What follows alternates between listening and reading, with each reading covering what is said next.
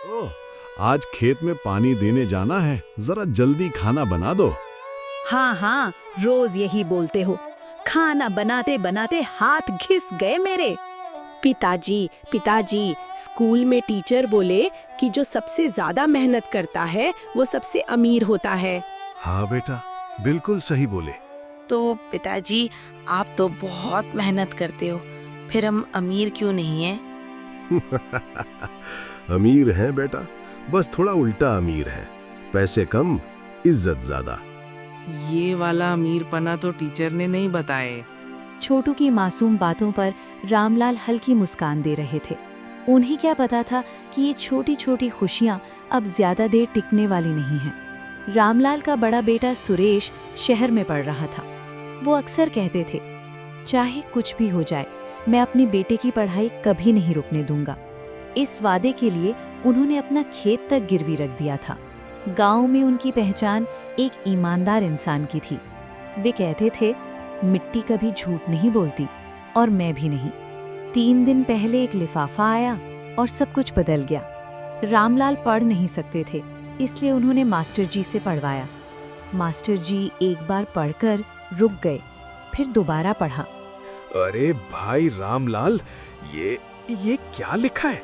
तुम्हारी जमीन का कागज जो तुमने बैंक में गिरवी रखा था, वो किसी और के नाम हो गया है।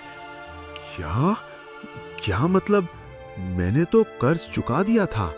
भाई, यहाँ साफ लिखा है कि तुमने जो कागज जमा किए थे वो नकली थे। कागज नकली निकली? ये नहीं हो सकता। इसमें यही लिखा है। लिफाफे में लिखी बात ने उनकी दुनिया पल भर में बदल दी। रामलाल चुपचाप घर लौटे। कमरे में सन्नाटा था, लेकिन उनके अंदर तूफान चल रहा था। बाहर छोटू हंस रहा था और अंदर रामलाल टूट रहे थे। गायत्री ने कुछ नहीं पूछा, लेकिन उसने सब समझ लिया। 15 साल की शादी में पहली बार रामलाल ने खाना नहीं खाया था। क्या हुआ है? कुछ भी नहीं। मुझसे झूठ मत बोलो, सच बताओ। रामलाल ने चुपचाप लिफाफा गायत्री के हाथ में रखा। वो पढ़ नहीं सकती थी, लेकिन रामलाल का चेहरा देखकर उसने सब समझ लिया। छुपा हुआ डर, गहरा दर्द। उसी रात रामलाल ने बिना बोले सुरेश को फोन किया। बेटा, अभी घर आ जाओ। क्यों पिताजी, सब ठीक है? हाँ, बस किसी तरह से आ जा। कहीं ना कहीं उसे अंदाजा हो रहा था कि कुछ गलत हुआ है। 3 महीने पहले उसने अपनी दोस्त पर भरोसा किया था। यार, बैंक का काम मैं करवा दूंगा, तू पढ़ाई पे ध्यान दे, पैसे दे दे मुझे। अब वही भरोसा धीरे धीरे शक में बदल रहा था। सुरेश घर पहुंचा। घर पहुंचते ही उसे पता चला, रामलाल खेत में है। सुबह से बिना कुछ खाए वहीं बैठे हैं। सुरेश सीधे खेत की तरफ गया। रामलाल मिट्टी को हाथ में लिए उसे देख रहे थे, जैसे पूछ रहे हों, मैंने कहाँ गलती की? पिताजी, मैं आ गया। आ गया तू? सुरेश, तुमने विकास को पैसे दिए खरे? हाँ पिताजी।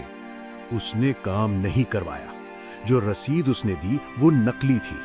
बैंक में कर्ज अभी भी बाकी है और अब वो कह रहे हैं जमीन उनकी हो जाएगी। पिताजी, मुझे माफ कर दीजिए, मैंने भरोसा किया उस पर। मैं नहीं जानता था कि वो ऐसा करेगा। चुप, एकदम चुप हो जा तू। इस मिट्टी में मेरे बाप का पसीना है। 30 साल मैंने इसे सींचा है और तुमने एक अजनबी पर भरोसा करके इसे दांव पर लगा दिया। दोनों के बीच में खामोशी छा गई, लेकिन उस खामोशी में बहुत कुछ छुपा था। उसी शाम गांव के चाचा रामदीन आए, जैसे उन्हें हर दर्द की खबर पहले मिलती है। क्या हुआ भाई? सुना तुम्हारी जमीन जाने वाली है। ये कैसे हो गया? अरे मुझसे पूछते, मेरा साला बैंक में काम करता है। और हाँ सुरेश, तूने शहर में पढ़ लिख कर इतना भी नहीं सीखा कि रसीद असली है या नकली? रामलाल, एक बात बताऊं? बोलो। वो विकास जिसे सुरेश ने पैसे दिए, उसके बाप को मैं जानता हूं। वो पास वाले कस्बे में रहते हैं। अगर चाहो तो उनसे बात हो सकती है। चाचा, सच में एक मौका है या बस दिल रखने के लिए बोल रहे हो? मैं बेकार की बातें बहुत करता हूं, लेकिन झूठ नहीं बोलता। सुरेश ने ठान लिया, गलती उसकी है तो उसे ही ठीक करना होगा। अगले दिन वो शहर के लिए निकल पड़ा। सुरेश पहले चाचा रामदीन के पास करा। चाचा, मुझे विकास के पिताजी का पता बताइए, मैं वहीं जा रहा हूँ। रामदीन चाचा विकास का पता बताए।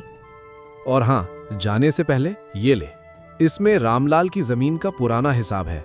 जब उसने पहली बार जमीन बैंक में गिरवी रखी थी, मैं गवाह था। मेरे दस्तखत हैं इसमें। सुरेश विकास के घर पे गया। चाचा जी, मैं सुरेश हूँ, रामलाल का बेटा, विकास का दोस्त। आओ बेटा, अंदर बैठो। सुरेश सारी बातें रामलाल को बताता है। यार, मैं उस वक्त मुश्किल में था। मैंने सोचा था जल्दी लौटा दूंगा, लेकिन विकास, मुझे बहाना नहीं चाहिए, मुझे पैसे चाहिए, और वो भी पूरे, क्योंकि ये सिर्फ पैसे नहीं हैं, मेरे पिताजी की मेहनत है। बेटा, मेरे बेटे ने जो किया वो गलत था। मैंने उसे ऐसा नहीं सिखाया। बेटा, जो हो सकता है हम करेंगे। विकास के पास अभी पूरे पैसे नहीं हैं, लेकिन आधे हम अभी देते हैं, और बाकी के लिए मैं खुद रामलाल भाई के पास आऊंगा। विकास के घर पर सच सामने आया।